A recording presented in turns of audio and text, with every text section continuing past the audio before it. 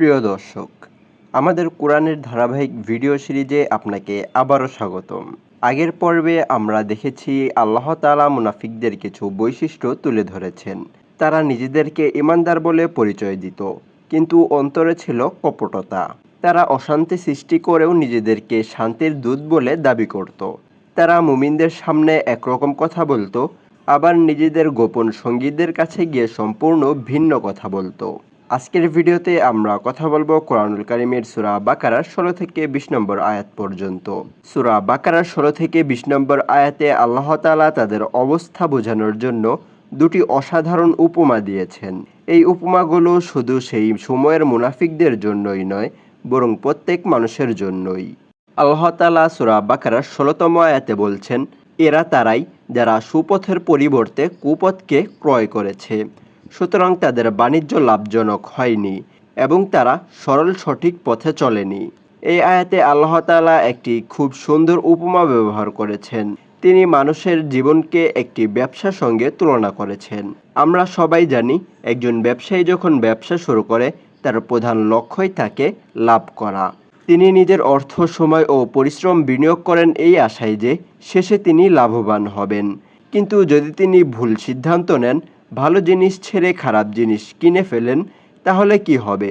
তার পুরো ব্যবসায়ী লোকসানে পরিণত হবে।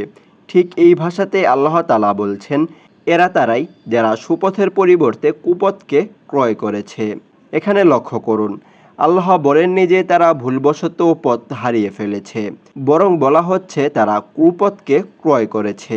অর্থাৎ তারা নিজেরাই সিদ্ধান্ত নিয়েছে, তাদের সামনে সত্য ছিল, হেদায়েত ছিল, কিন্তু তারা সচেতনভাবে অন্য পথকে বেছে নিয়েছে। আল্লাহ মানুষকে বিবেক দিয়েছেন, চিন্তা করার ক্ষমতা দিয়েছেন এবং সত্য ও মিথ্যার পার্থক্য বোঝার সুযোগ দিয়েছেন, কিন্তু শেষ পর্যন্ত সিদ্ধান্ত মানুষকেই নিতে হয়। এই আয়াত আমাদের মনে করিয়ে দেয়, দুনিয়ার সব লাভই প্রকৃত লাভ নয়। অনেক সময় মানুষ এমন কিছু অর্জন করে যা বাইরে থেকে খুব বড় মনে হয়। সে ধনী হয়, সম্মান পায়, ক্ষমতা পায়, কিন্তু সেই অর্জনের জন্য সেই সত্যকে ছেড়ে দেয়। তাহলে কোরআনের ভাষায় সেটি সফল ব্যবসা নয়, বা সে সফল নয়। তাই আল্লাহ তাআলা ১৬ নম্বর আয়াতের পরের অংশ বলছেন, সুতরাং তাদের বাণিজ্য লাভজনক হয়নি। তারা ভেবেছিল তারা লাভবান হবে। তারা ভেবেছিল দুই দিকেই সুবিধা নেবে। তারা ভেবেছিল মানুষের কাছেও ভালো থাকবে, আবার নিজেদের স্বার্থও রক্ষা করবে। কিন্তু শেষ পর্যন্ত আল্লাহ ঘোষণা দিলেন, এই ব্যবসায় কোনো লাভ নেই। একটু চিন্তা করে দেখুন, যদি একজন ব্যবসায়ী সারা জীবন পরিশ্রম করে শেষে বুঝতে পারে তিনি সব হারিয়ে ফেলেছেন, তাহলে তার কষ্ট কতটা হবে? তার চেয়েও বড় ক্ষতি হলো একজন মানুষ যদি পুরো জীবন কাটিয়ে আখিরাতে গিয়ে বুঝতে পারে যে সারাটা জীবন ভুল পথে চলেছে। ঠিক এই কারণে কুরআন বারবার আমাদের সতর্ক করে। এই আয়াতে শেষ অংশে আল্লাহ তাআলা বলছেন, এবং তারা সরল সঠিক পথে চলেনি। অর্থাৎ তারা শুধু ক্ষতিগ্রস্তই হয়নি, বরং সেই সোজা পথ থেকে বঞ্চিত হয়েছে, যে পথ মানুষকে আল্লাহর সন্তুষ্টি ও চিরস্থায়ী সফলতার দিকে নিয়ে যায়। আল্লাহ তাআলা সূরা বাকারার ১৭তম আয়াতে বলছেন, এদের অবস্থা ওই ব্যক্তির ন্যায় যে আগুন প্রজ্বলিত করত, অতঃপর যখন তার পার্শ্ববর্তী সমস্ত স্থান আলোকিত হলো, তখন আল্লাহ তাদের আলো ছিনিয়ে নিলেন এবং তাদের অন্ধকারের মধ্যে ছেড়ে দিলেন, সুতরাং তারা কিছুই দেখতে পায় না। একটু কল্পনা করুন, গভীর রাত, চারদিকে ঘন অন্ধকার। একজন মানুষ অনেক চেষ্টা করে আগুন জ্বালালো। আগুন জ্বালানোর সঙ্গে সঙ্গে চারপাশ আলোকিত হয়ে গেল। সে পথ দেখতে শুরু করলো। মনে হলো এবার আর কোনো সমস্যা নেই, কিন্তু ঠিক সেই সময় হঠাৎ আলো নিভে গেল। তার পাশে আবার আগের মতো অন্ধকার হয়ে গেল। এখন তার অবস্থা কেমন হবে? আগের চেয়েও বেশি অসহায়। এই উপমার মাধ্যমে আল্লাহ আমাদের বুঝিয়ে দিচ্ছেন, মুনাফিকরা কিছু সময়ের জন্য সত্যের আলো দেখেছিল। তারা রাসূল সাল্লাল্লাহু আলাইহি ওয়াসাল্লামের কথা শুনেছিল। তারা ইসলামের সৌন্দর্য দেখেছিল। তারা মুসলিম সমাজের মধ্য থেকে ছিল, কিন্তু তারা সেই আলোকে হৃদয়ে ধারণ করেনি। তারা আলোর মূল্য দেয়নি, ফলে তারা সেই আলো হারিয়ে ফেলেছে। অনেক সময় একজন মানুষ ইসলামের প্রতি আগ্রহ হয়, সে কোরআন পড়া শুরু করে, নামাজে মনোযোগ দেয়, আল্লাহর কথা শুনে তার হৃদয় নরম হয়ে যায়। কিন্তু যদি সে সেই আলোকে যত্ন না করে, যদি ধীরে ধীরে আবার গুনাহে অবহেলার দিকে পা বাড়ায়, তাহলে তার হৃদয়ে সেই আলো ম্লান হয়ে যেতে পারে। এই আলো ধরে রাখতে হলে ঈমানের যত্ন নিতে হয়। আয়াতের শেষ অংশে বলা হয়েছে, সুতরাং তারাই দেখতে পায় না। এখানে শুধু চোখের দেখা বোঝানো হয়নি, এখানে বোঝানো হয়েছে সত্যকে উপলব্ধি করার ক্ষমতা। যখন অন্তরের আলো নিভে যায় তখন মানুষ ভালো মন্দের পার্থক্য করতেও কষ্ট অনুভব করে। সে এমন কাজকেও ভালো মনে করতে শুরু করে যা আল্লাহর কাছে অপছন্দনীয়।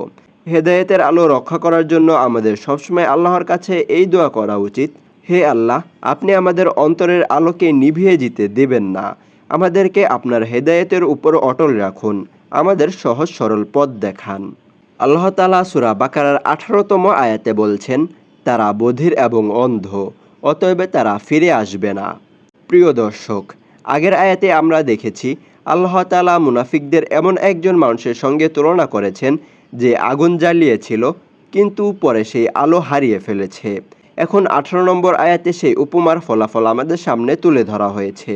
আল্লাহ তাআলা বললেন, তারা বধির মুখ অন্ধ, অতএব তারা ফিরে আসবে না। এই কথাগুলো শুনে কারো মনে প্রশ্ন আসতে পারে, মুনাফিকরা কি সত্যই কানে শুনতে পায় না? তারা কি কথা বলতে পারে না? তারা কি চোখেও দেখতে পায় না? এখানে শারীরিক বধিরতা, বোবা হওয়া বা অন্ধ হওয়ার কথা বলা হয়নি, কারণ তারা স্বাভাবিকভাবে সকল ধরনের কাজ করতে পারত। এখানে বোঝানো হয়েছে তাদের অন্তরের অবস্থা। তারা সত্যের কথা শুনত কিন্তু বধিরদের মতো সেই কথা গ্রহণ করত না। তারা সত্যকে স্বীকার করত না, সত্যের পক্ষে কথা বলতো না, তাই তারা মুখ বা বোবা। তারা আল্লাহর নিদর্শন দেখত কিন্তু তা থেকে শিক্ষা গ্রহণ করত না, তাই তারা অন্ধ। মানুষের সবচেয়ে বড় সম্পদ শুধু চোখ, কান বা জিহ্বা নয়, বরং এগুলোকে সঠিক কাজে ব্যবহার করার ক্ষমতা। একজন মানুষ যদি প্রতিদিন কোরআনের কথা শুনেও নিজের জীবন পরিবর্তন না করে, তবে সেই শোনা তার কোনো উপকারে আসে না। যদি কেউ সত্য বুঝেও মুখে তা স্বীকার না করে, তাহলে তার জ্ঞান তার কোনো উপকারেই আসবে না। যদি কেউ আল্লাহর অসংখ্য নিদর্শন দেখেও স্রষ্টার কথা স্মরণ না করে, তাহলে শুধু চোখে দেখার যথেষ্ট নয়। আয়াতের শেষ অংশে বলা হচ্ছে, অতএব তারা ফিরে আসবে না। এখানে বোঝানো হয়েছে যখন মানুষ বারবার সত্যকে প্রত্যাখ্যান করতে করতে নিজেদের হৃদয়কে কঠিন করে ফেলে, তখন তার জন্য ফিরে আসা কঠিন হয়ে যায়। আল্লাহ তাআলা সূরা বাকারার 19তম আয়াতে বলছেন, কিংবা আকাশের বর্ষণমুখর মেঘের ন্যায় যাতে রয়েছে ঘন অন্ধকার, বজ্রধ্বনি ও বিদ্যুৎ চমক। বজ্রের গর্জনে তারা মৃত্যুর ভয়ে তাদের কানে আঙুল দিয়ে রাখে, আর আল্লাহ কাফেরদেরকে পরিবেষ্টন করে আছেন। প্রিয় দর্শক, এই আয়াতে আল্লাহ তাআলা মুনাফিকদের জন্য আরেকটি উপমা তুলে ধরেছেন। কল্পনা করুন, একজন মানুষ খোলা প্রান্তরে দাঁড়িয়ে আছে। হঠাৎ আকাশ কালো করে মেঘ এলো, প্রবল বৃষ্টি শুরু হলো, চারদিকে ঘন অন্ধকার, বজ্রপাত হচ্ছে, বিদ্যুৎ চমকাচ্ছে। এমন অবস্থায় অনেক মানুষ ভয়ে কানে আঙুল দিয়ে রাখে। আল্লাহ এই দৃশ্যের মাধ্যমে মুনাফিকদের মানসিক অবস্থা বোঝাচ্ছেন। আল্লাহ তাআলা বলছেন, তারা সত্যের কথা শুনে অস্বস্তি বোধ করত। কোরআনের সতর্কবাণী তাদের হৃদয়ে ভয় সৃষ্টি করত। তারা চাইতো না নিজেদের ভুলের মুখোমুখি হতে, তাই তারা সত্য থেকে দূরে থাকার চেষ্টা করত। আজও এমন অনেক মানুষ আছে যারা আল্লাহর কথা শুনলেই বিষয় পরিবর্তন করতে চায়। তারা মৃত্যুর কথা শুনতে চায় না, আখিরাতের কথা শুনতে চায় না, নিজেদের ভুল নিয়ে ভাবতেও চায় না। কিন্তু সত্য থেকে মুখ ফিরিয়ে নিলে সত্য পরিবর্তন হয়ে যায় না। কেউ যদি কোরআনের উপদেশ থেকে নিজেকে দূরে রাখে, তাহলে বাস্তবতা বদলে যায় না। আয়াতের শেষাংশে বলা হচ্ছে, আর আল্লাহ কাফিরদেরকে পরিবেষ্টন করে আছেন, অর্থাৎ মানুষ যতই পালানোর চেষ্টা করুন, আল্লাহর জ্ঞান, আল্লাহর ক্ষমতা ও নিয়ন্ত্রণের বাইরে যেতে পারবে না। তিনি মানুষের প্রকাশ্য কাজও জানেন, গোপন চিন্তাও জানেন। আজকের ভিডিওর শেষ আয়াত অর্থাৎ আল্লাহ তাআলা সূরা বাকারার 20তম আয়াতে উল্লেখ করছেন, অচিরেই বিদ্যুৎ তাদের দৃষ্টি হরণ করবে। যখন তাদের প্রতি আলোক প্রদীপ্ত হয় তখন তারা চলতে থাকে, এবং যখন তাদের উপর অন্ধকার আচ্ছন্ন হয় তখন তারা ঠায় দাঁড়িয়ে থাকে। এবং যদি আল্লাহ ইচ্ছা করেন, নিশ্চয়ই তাদের শ্রবণ শক্তি ও তাদের দৃষ্টিশক্তি হরণ করতে পারেন। নিশ্চয়ই আল্লাহ সর্ববিষয়ে সর্বশক্তিমান। বিদ্যুৎ যখন চমকায় তখন মুহূর্তের জন্য চারপাশ আলোকিত হয়ে যায়।